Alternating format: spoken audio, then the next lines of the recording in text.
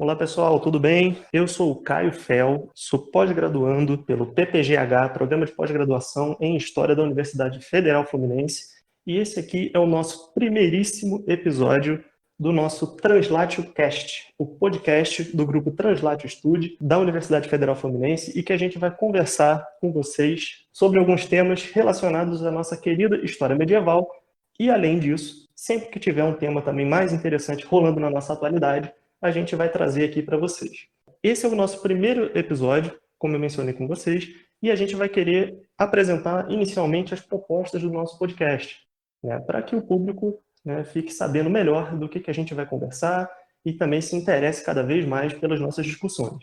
Hoje eu estou aqui acompanhado por três grandes colegas, que são o professor Dr. Mário Jorge, a professora doutora Renata Vereza e o meu querido amigo Patrick Zanon, que é também doutorando, né, do programa de pós-graduação em História pela Universidade Federal Fluminense. E eu vou pedir para que ele se apresente brevemente. Mário, dá aí uma palavrinha para a gente, por favor. Então, Caio, boa tarde, bom dia, boa tarde, boa noite a todos.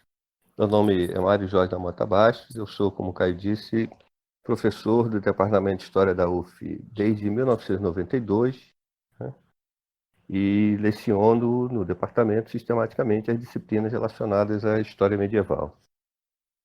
Olá, todo mundo. Eu sou Renata Vereza, professora do Departamento de História da UF, e sou professora de medieval desde 1997, não tanto quanto o Mário, mas estou chegando lá.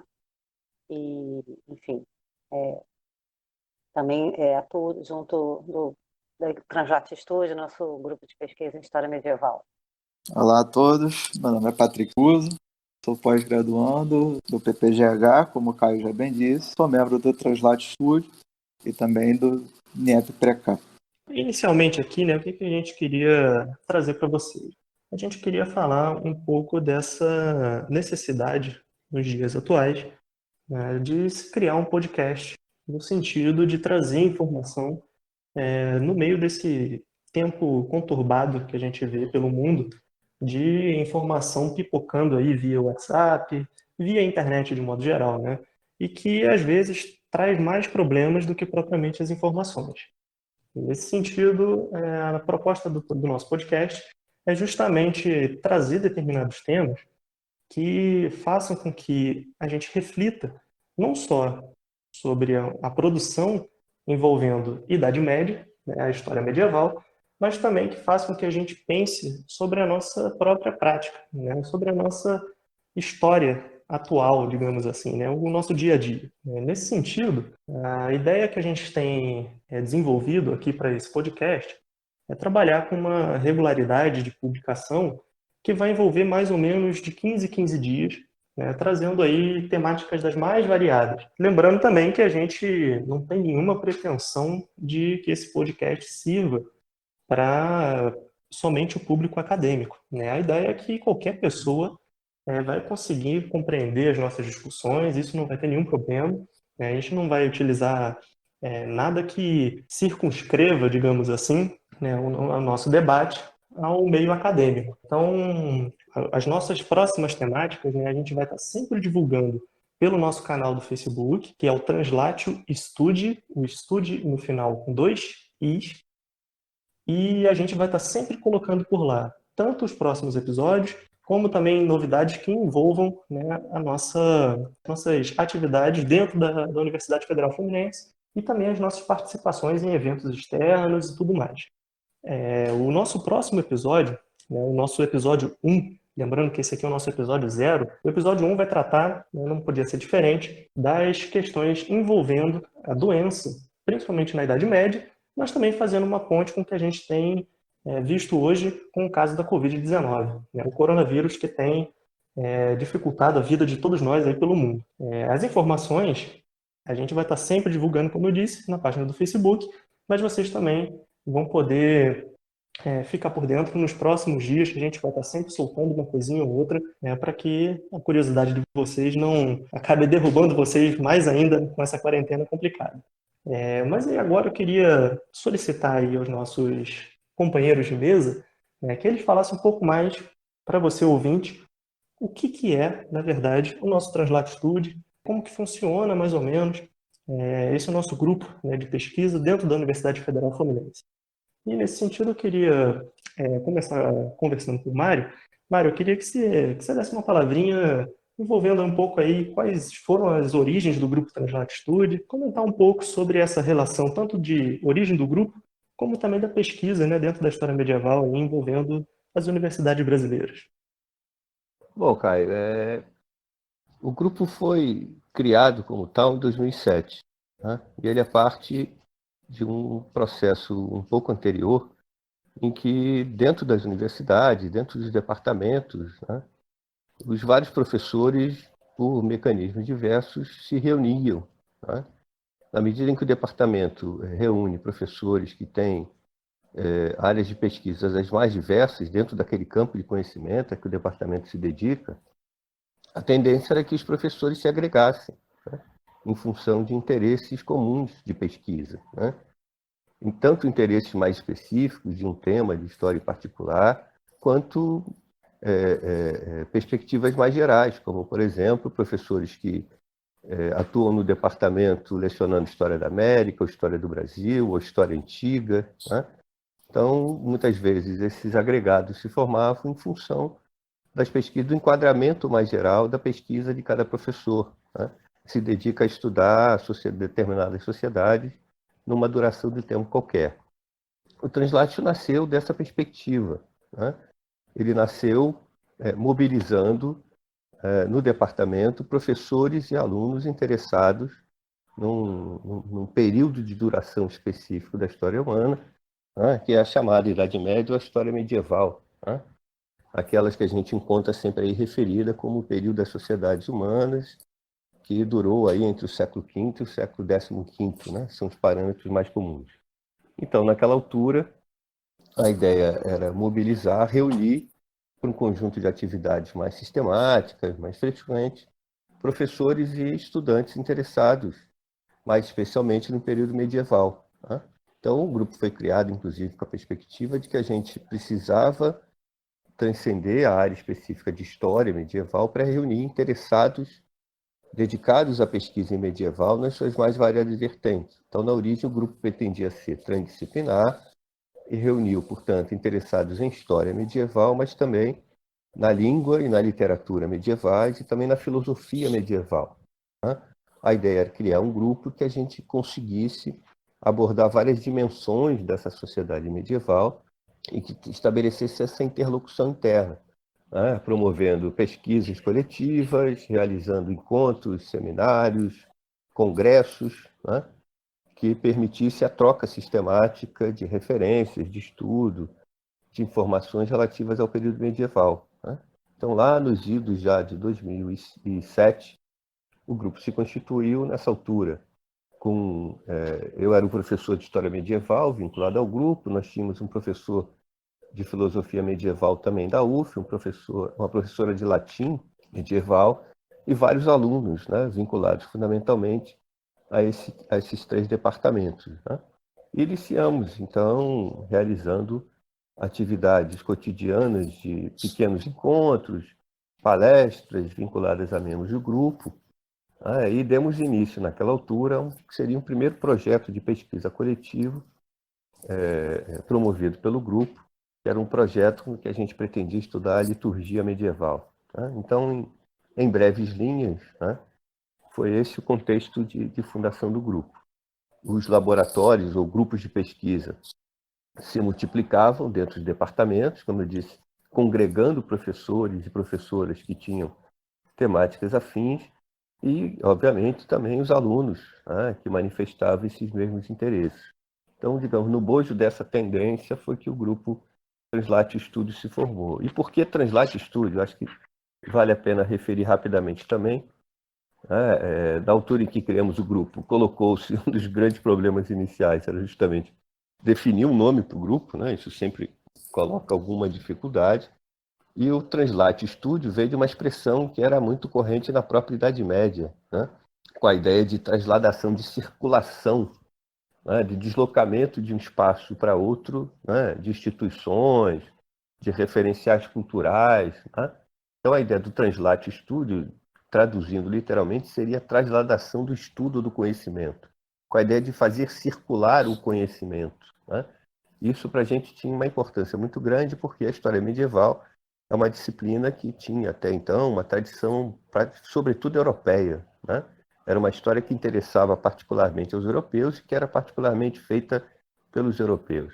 Então, a ideia da circulação do conhecimento, do deslocamento do conhecimento, do translatio, né, vinha da ideia de trazer a história medieval também para o Brasil, né, e produzi-la a partir daqui, produzi-la segundo uma perspectiva da academia brasileira. E aí depois a gente pode voltar a falar um pouco da questão da história medieval, do interesse por ela e tudo mais, mas no que se refere à criação do grupo, é esse o histórico mais antigo dele. E o legal é que esses grupos de pesquisa, né, de forma geral, pelo menos eu assim, que saí da graduação tem pouco tempo, eu acho interessante porque eles acabam proporcionando, né, para o aluno uma interação com não só alunos de pós-graduação, como também com outros professores, né, não só da casa também, mas de outras universidades. E acredito que seja um contato muito interessante, né, uma abordagem bem legal para quem tá pensando aí em se envolver mais, de repente, com a pesquisa do que propriamente lecionando, né, na sala de aula. Eu, pelo menos, tive esse contato com o Translate. Ele me proporcionou essa sensação, né, de uma possibilidade que eu estava tendo de conseguir aprender, e não só aprender, mas também no sentido de obter algumas dicas, direcionamentos de alunos de pós-graduação, né? O próprio Patrick me ajudou muito aí na caminhada aí final da graduação para monografia, também me ajuda hoje nas discussões envolvendo aí a pesquisa do mestrado e tudo mais. Porque eu costumo dizer para os alunos, né, quando chegam na universidade, eu trabalho muito frequentemente com as turmas de primeiro período, né, que, em geral, quem tem interesse por história, a ponto de se propor a fazer uma graduação em história, tem a história no ensino médio, né, como um porto seguro, né, no sentido de uma disciplina que exerce atração sobre a gente, né, e que nos mobiliza sistematicamente. Então, ela é frequentemente um farol, uma referência, em meio a tantas outras disciplinas com as quais a gente tem, né, uma relação de proximidade maior ou menor, né, mais ou menos efetiva. E quando a gente chega na universidade, né, para, enfim, cursar história, a gente ali verifica que a história é também um campo muito diverso, né? Tem muitas áreas internas, muitos campos de conhecimento, né? E aquele gosto que se revelava geral vai ganhando também especificidades, né? As pessoas vão dentro da própria história, agora que vai ser mais desdobrada, esmiuçada, vão identificando, né, interesses mais específicos, vão se mobilizando mais por algumas áreas de conhecimento, por alguns períodos, né? E o que os laboratórios ou grupos de pesquisa, muitas vezes, antes de mais nada, viabilizam, é que esses interesses específicos se encontrem, né? Se congreguem, para que possam ser tratadas de forma mais sistemática, com maior aprofundamento, do que muitas vezes se pode fazer, né, no contexto normal das disciplinas, né, e do currículo do próprio curso, né? Então, acho que, antes de mais nada, é isso. É um espaço de congregação de pessoas, sejam alunos, professores, né, interessados numa área específica que vai ser ali, portanto, mais potencializada e mais cultivada, né? E um espaço formal, inclusive, para que se estabeleça contato com outras universidades, com outras instituições, com outros grupos de pesquisa, né? Então, é um espaço de congregação, de viabilização do aprofundamento do estudo e de conhecimento de certos temas, de certas áreas, né? Acho que é por aí. Até aproveitando, né, desse ponto relacionado à pesquisa, né, que você tocou, eu queria perguntar também para a Renata, né, que atualmente é a coordenadora do grupo, né, como que você vê, Renata, a participação do Translate, né, em meio às atividades acadêmicas, né, no sentido da própria visão da pesquisa no nosso contexto atual, que a gente sabe que politicamente é muito conturbado, né, e que a gente vê cada vez mais, principalmente a história medieval, né, sendo associada com alguns grupos políticos, que cada vez mais complica, né, a nossa visão sobre a história de uma forma geral. Então, Caio, assim, acho que essa coisa que você me colocou tem várias entradas possíveis, né? vou escolher essa última que você colocou. Quer dizer, o Translate é um grupo de pesquisa que, como tal, reúne pesquisadores nos diferentes níveis, né? Ou seja, tanto professores como os pós-graduandos e os alunos de graduação, em que a gente busca exatamente a partir dessa congregação de pessoas ter a troca, né? Que é tão necessário, tão fundamental no fazer da pesquisa. E a gente também tem essa preocupação de também divulgar essa pesquisa. Eu acho que o podcast é um passo a mais, né? A gente já faz normalmente diversos seminários ao longo do ano sobre temáticas distintas, um pouco relacionadas a que cada um dos pesquisadores do grupo tem um maior interesse ou maior afinidade, exatamente para que a gente possa trazer de fora, a gente de fora da universidade, para enriquecer esse debate, e que a gente possa abrir para os alunos de graduação, não só da UF, né, mas de todos os locais, e pessoas também que não são alunos, que têm interesse nas temáticas, possam ali participar desse compartilhamento de ideias. Por isso mesmo a gente faz eventos gratuitos, os nossos seminários são todos gratuitos, isso a ideia exatamente de viabilizar o acesso mais democrático de todos. A gente também faz curso de extensão, uma vez por ano, né, sobre metodologia de pesquisa em história medieval, que a gente considera também que é uma grande conquista, a possibilidade da gente abrir para fora da universidade, né, é uma formação também gratuita, como tudo que a gente faz, né, e voltada para um público externo, para que ele possa ter acesso à pós-graduação, né, de alguma forma ajudar nesse processo de democratização, e o grupo de estudos também que o Translatio tem.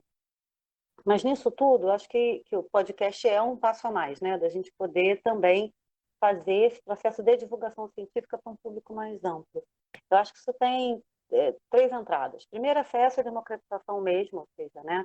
A gente usar a tecnologia não de forma excludente, mas exatamente ao contrário, usar a tecnologia naquilo que ela nos possibilita de abrir os horizontes e chegar a um público mais amplo, aquelas pessoas que não podem se deslocar até a universidade. Eu acho isso interessante. Toda vez que a gente faz algum seminário do Translatio, a gente recebe muitas e muitas mensagens na internet perguntando se vai ser transmitido online, se vai ser gravado. Então, eu acho que existe uma demanda de pessoas que estão fora dos grandes centros urbanos por poder ter acesso ao conteúdo de história medieval. Então, acho que o podcast, na medida em que a gente for evoluindo para as temáticas, né, vai ter uma boa aceitação, porque a gente sente essa demanda, eles entram em contato com a gente. Acho que tem a questão, né, da seriedade da informação. A gente vive num mundo em que pipocam sites e vídeos no YouTube, podcasts, os mais alucinados possível, falando sobre temas variados, teorias conspiratórias, etc. e tal. Então, acho que a gente que está na universidade, que faz pesquisa, a gente também tem que ter esse compromisso, né, de estar podendo também fornecer material sério, baseado na ciência, baseado em pesquisas, para poder compartilhar com o público mais amplo. É uma guerra de informação, a gente está perdendo, então acho que a gente tem que se mobilizar sim para a gente ocupar esses espaços, né? E a gente poder também divulgar aquilo que é feito na universidade num contexto de ataques super sérios à universidade, principalmente à universidade pública, ataques à ciência, que tem uma série, obviamente, de implicações políticas nesse sentido, né? O ataque à universidade pública como um espaço de resistência e de crítica. Então, a gente tem visto aí uma desmoralização, a balbúrdia, enfim, e tudo aquilo que se fala mal da universidade, de que não trabalhamos, de que, enfim. E a gente está num momento em que o que é produzido na universidade tem sido essencial, num momento de crise. Então, é um momento também da gente reafirmar a importância da universidade pública, né, e denunciar esses ataques. Então, a gente tem que divulgar o que a gente faz, a gente tem que divulgar e ter essa preocupação de explicitar para um público maior toda a produção científica em todos os níveis da universidade, né, para que a população, de alguma forma, também perceba a importância do que é feito. E acho que é responsabilidade nossa também fazer essa divulgação e perceba a importância e nos ajude a resistir ao conjunto de ataques que a gente vem sofrendo de várias, não só o financeiro, de corte de verbas, mas esse ataque ideológico mesmo, em relação ao desprezo à ciência e ao que é feito na universidade. E também, assim, até sobre isso que você tinha comentado, né, voltado para essa constante descredibilidade na ciência, né, mas que a gente vê atualmente, né, com todo esse problema aí da pandemia e tudo mais que a gente tem passado. Hoje, por exemplo, saiu uma notícia, né, no Globo, que fala um pouco desse aumento da credibilidade nos cientistas, mas que a gente vê muito mais voltado para uma área mesmo da saúde, né? Infelizmente, a gente não possui, né, pelo menos na minha visão, a gente não possui a mesma credibilidade que outros profissionais do meio científico, né? E que talvez seja um momento das pessoas também começarem a observar não só a história, mas como outras ciências também, de uma forma um pouco mais, realmente com um caráter de credibilidade, eu diria, não com esse descrédito que a gente tem visto, muito claro envolvendo todo esse processo político que o país, né, que o Brasil, e também não só o Brasil, né, como o mundo todo vem passando. Né? Não sei se vocês percebem isso da mesma forma. Então, Caio, acho que sim, enfim, não tem como a gente, para além da questão da ciência, a gente não politizar um pouco a nossa perspectiva sobre isso, né? Eu acho que, óbvio, é necessário que a gente faça um meia-culpa do sentido da universidade, né? Em não ter tido, ao longo do tempo, uma preocupação com divulgação científica, né? Com, de fato, ter essa preocupação de como esse saber vai chegar ao grande público, e a gente tem que investir cada vez mais nisso, eu acho isso fundamental. Mas, ao mesmo tempo, a gente tem, principalmente no Brasil, um processo de desqualificação da universidade pública, e aí tem que passar pelo que é feito nela, porque atende a um projeto de privatização, né? Ou seja, os grupos privados têm interesse, né, num outro tipo de ensino, que não é o ensino que a gente, né, se propõe a fazer.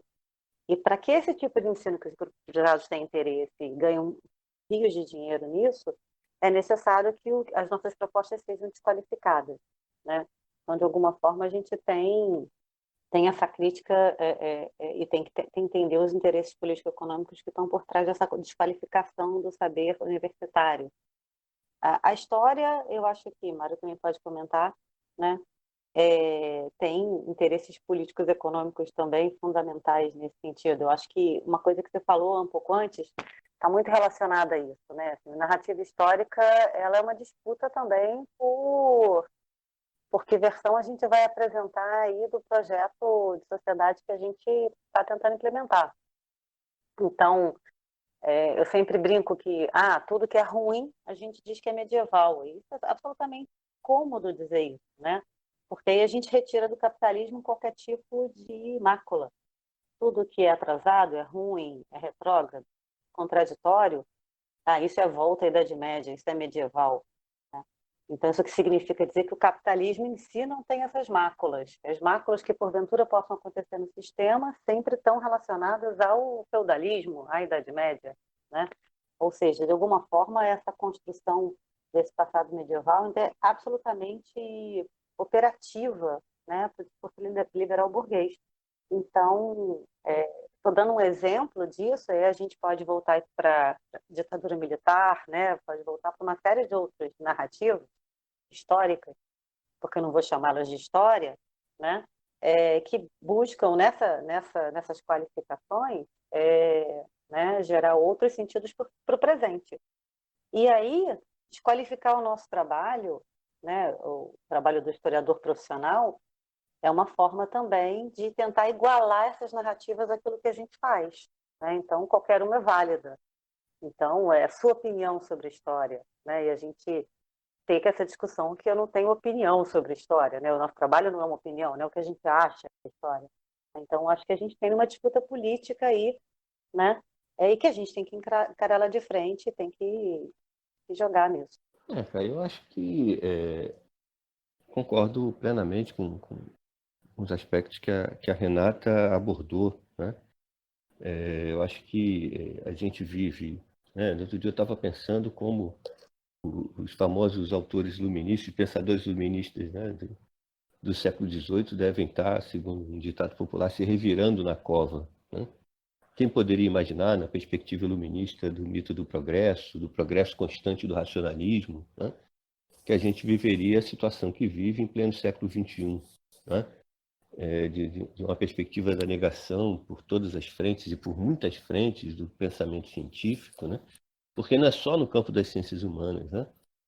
Talvez seja possível considerar que o campo das ciências humanas talvez seja mais favorável, mais aberto à possibilidade dos embates, né, em função de ideologias diversas e de opiniões contraditórias, né, E que, no entanto, apesar disso, que a gente vê é que mesmo no campo das ditas ciências duras, né, o conhecimento científico, que parece mais pautado no estabelecimento de leis, né, de comportamentos regulares, né, baseados em avaliações empíricas, como é que frequentemente ele também vem sendo contraditado, contraposto a proposições fantasiosas que surgem, que se sustentam na mera opinião individual, né? A gente está vendo aí o avanço sistemático do terraplanismo, né? Por exemplo, né?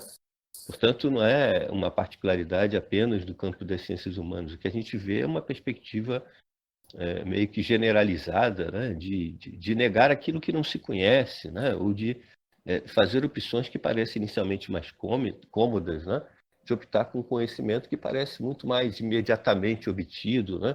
Sem nenhum processo complicado, né? de aprofundamento, de estudo sistemático, né? As opiniões mais imediatas, reveladas muitas vezes pelos sentidos, que a gente sabe que nos enganam com muita frequência, parece mais cômodo como formas de compreensão da realidade em que a gente vive, né? Agora, é claro que se isso ocorre até no campo das ditas ciências duras, o que dirá no campo das ciências humanas, né? E particularmente da história. Eu acho que a história também vive um outro dilema que precisa ser considerado, né? Na medida em que a gente precisa falar para esse público mais geral, né? Dimensionar a importância dessa disciplina, porque a própria história padece, sofre muitas vezes, né?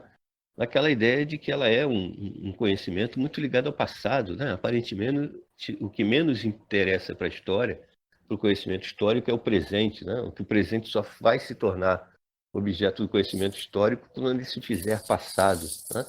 É muito famosa e corrente a frase, né, de quem gosta de passado é museu, né?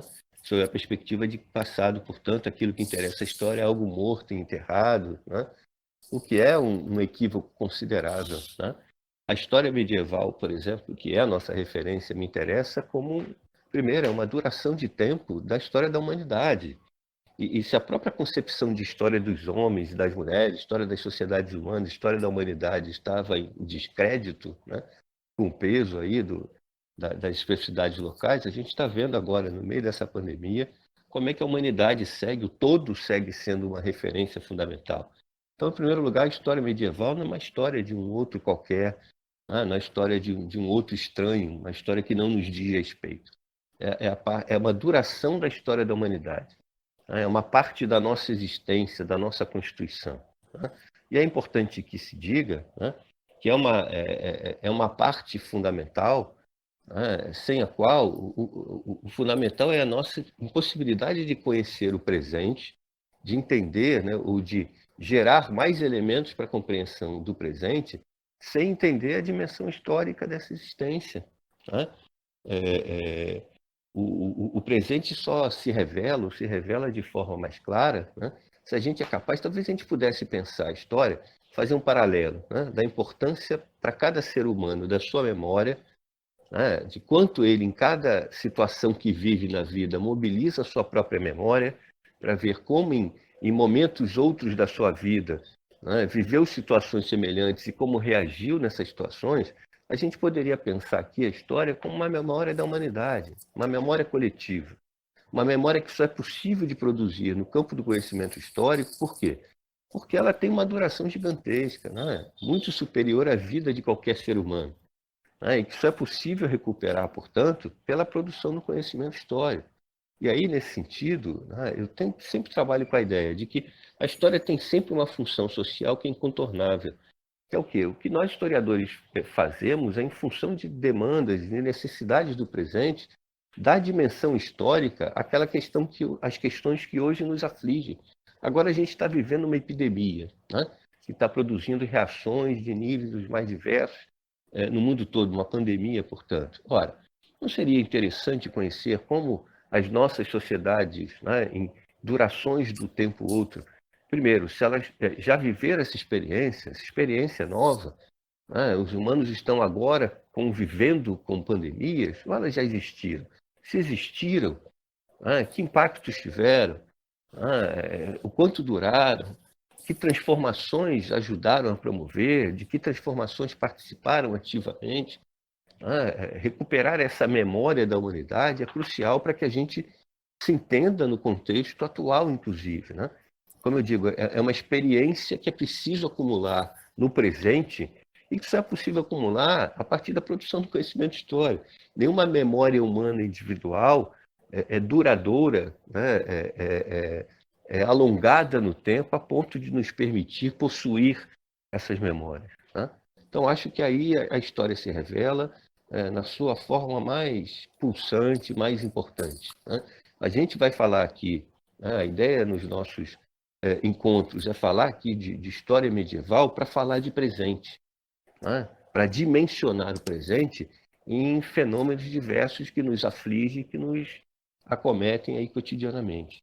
Eu concordo muito com essa questão, né, da gente dimensionar mesmo o presente através desses casos do passado, né, até como uma forma também da gente poder matar um pouco a própria curiosidade, né, de conhecer novas culturas, né, de conhecer impactos diferentes de processos históricos, seja eles relacionados a pandemias, seja relacionados a guerras, ou até mesmo a percepção de como os estratos mais baixos, né, da população tinham um papel determinante, né, durante a formação de um processo histórico, ou seja, como que essas pessoas, né, não são só os poderosos que possuem voz na história, né, aqueles que frequentemente são vistos como o extrato mais baixo da sociedade também tem uma participação extremamente importante no fazer histórico, né? Eu acho que é muito interessante nesse sentido.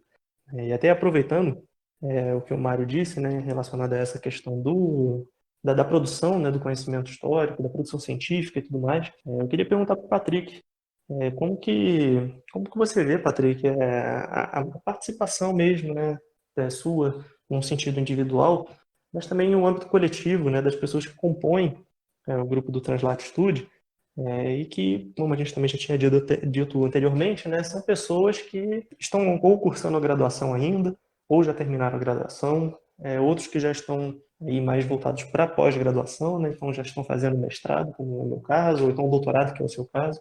Como que você viu, mais ou menos, aí a sua entrada no grupo? Só um minuto, se vocês me permitem. Eu acho que a gente poderia propor aos ouvintes, inclusive, né, que se manifestassem aí nos comentários e tal, se não seria interessante dedicar um podcast a essa reflexão sobre a importância da história, sobre a importância da história medieval, sobre essa questão da história do presente, né? Talvez houvesse interesse em fazer um programa específico abordando esse tema. Bom, Caio, a minha participação no Translate, na verdade, ela vem bem antes mesmo da minha entrada no grupo propriamente dito, né? Uma vez que eu já vinha participando de encontros, né? Muito antes de ingressar efetivamente, né? Então, eu na qualidade de ouvinte, né, participei de alguns congressos, né, e sempre me encantei com a possibilidade de haver um laboratório que tivesse uma perspectiva, né, de estudos tal qual é apresentado pelo Translate. E então eu não sei, inclusive até quando eu ingressei mesmo, né, porque foi uma coisa meio que orgânica, né. Eu vinha participando dos encontros e chega um determinado momento que comecei a participar das reuniões e a partir dali eu vim, né, desde então sendo membro do grupo. Uma coisa importante também que eu queria destacar, né, nesse testemunho que eu dou como participante, enfim, como membro aí do Translate, é o fato da gente estabelecer uma convivência que é muito interessante, né, dado que a gente tem pessoas em estágios diferentes da pesquisa em história medieval, no entanto que compartilham aí as mesmas angústias, né, as mesmas dificuldades, enfim, no estudo dessa área do conhecimento história, então acaba que o grupo acaba tendo esse papel meio que terapêutico mesmo, de terapia de grupo, né, a gente se reúne, a gente conversa sobre as questões que a gente está passando, enfim. E, inclusive, por meio também dessas conversas, né, muitas das vezes a gente, ao trocar experiências com relação à pesquisa, acaba que um vai ajudando o outro, né, no sentido de que vai indicando, né, novas leituras, enfim, proposições a respeito de determinados temas, e isso faz com que seja muito válido, né, estar dentro de um laboratório. Então, é fundamental para mim estar dentro do Translate nesse sentido, né? Outra coisa também que vale destacar é o fato da gente, por manter, né, uma periodicidade de congressos, enfim, eventos, né, seminários, isso faz com que a gente se veja impelido também, de uma certa forma, a produzir, né? Uma vez que, conforme a gente vai preparando comunicações, enfim, isso faz com que a gente não só tenha esse impulso para realizar, né, esses textos, enfim, essas falas, mas também propicia para todos nós um momento ali de discussão durante esse congresso, e é muito interessante essa dinâmica, né? Muito válido para a gente enquanto membro aí do grupo e enquanto pesquisador, uma vez que isso faz, obviamente, parte da, colocar assim, vida acadêmica, né? E outra coisa também que é importante destacar é o fato de que o laboratório propicia também, né, os cursos aí que ajudam os postulantes aí a integrarem a pós-graduação, elaborarem seus projetos de pesquisa, né? A gente tem esse trabalho a partir desse curso, e isso dá a nós uma oportunidade, né, a partir desse momento, de ter um contato, inclusive, com uma experiência, né, de licenciatura em terceiro grau, em algum nível, né? Isso faz com que nós possamos experimentar um pouco como é que seria esse processo, e também é muito gratificante, dado que a gente propicia, né, para as pessoas um amparo que muitos de nós, na hora de elaborar os seus projetos, não teve, né? Então, acho que é muito bacana participar disso, né? Enfim, no todo, acho que é muito válido, né, participar do Translate, porque, para mim, sempre foi um objetivo, né? Diria até que um sonho, né? Então, é muito bom estar no Translate, né? Inclusive, eu queria agradecer aí a vocês que estão aqui na nossa conversa por me concederem essa possibilidade, né? E dizer que eu adoro estar com vocês, né? Eu amo mesmo participar do grupo. Espero que nesse papo, inclusive, incentive outros aí que estejam interessados na história medieval a ingressarem em laboratórios de pesquisa, né? E tomara que todos tenham a sorte de integrar um grupo tão bacana quanto é o Translate. Enfim. Translate é sensacional, é maravilhoso. Obrigado, gente, por estar no Translate. Gostei dessa coisa do sensacional maravilhoso. Pois é. Sucesso total. Cara, você declarou, hein? Só para esclarecer do curso que você está falando, né? O curso de metodologia de história medieval, Sim. que, como a Renata destacou, é oferecido anualmente. Inclusive, os ouvintes aí podem ficar de olho, porque a gente faz uma divulgação prévia, né, da realização desse curso todo ano. Sim. Eu queria agradecer, né, a participação de cada um, né, de vocês, professor Mário Jorge, professora Renata, o Patrick aí que deu esse depoimento, né, então quase que uma declaração de amor ao nosso grupo. É uma declaração de amor. É uma declaração de amor ao nosso grupo. Claro. Venham todos para o Translate, curtam a nossa página. O amor, Exatamente. o amor nos tempos do cólera. Olha.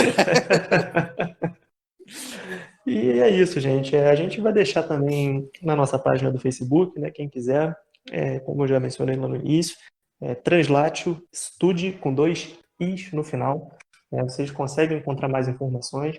A gente vai disponibilizar brevemente também um texto que vai falar um pouco mais, né, sobre essa questão da história medieval no Brasil e sobre aí a participação do nosso grupo do Translatio Study, né, no desenvolvimento aí da historiografia brasileira. e para quem se interessar vai poder estar sempre por dentro, né, desse desenvolvimento. Além disso, né, esses textos que a gente vai disponibilizar na nossa página do Facebook, eles sempre vão estar presentes a cada programa que a gente fizer. Como a gente já adiantou para vocês, né, o nosso próximo episódio, nosso primeiríssimo episódio mesmo de estreia, né, com uma temática, trazendo convidado também, né, além do pessoal daqui do grupo, a gente também vai disponibilizar depois textos e indicações de leituras para que vocês possam cada vez mais se aprofundar nesses temas, né, e poder aí compartilhar um pouco do que é produzido na nossa universidade, conhecer também de maneira mais ampla, né, a produção científica no Brasil. Eu queria agradecer a todos vocês e a gente se vê no próximo Translatio Cast. Obrigada, Caio. Tchau. Eu me despeço com a máxima do grande cavaleiro Brancaleone da Norte. Longo é o caminho, porém grande é a meta. Um abraço. Um abração, gente. Um abração, gente. Valeu.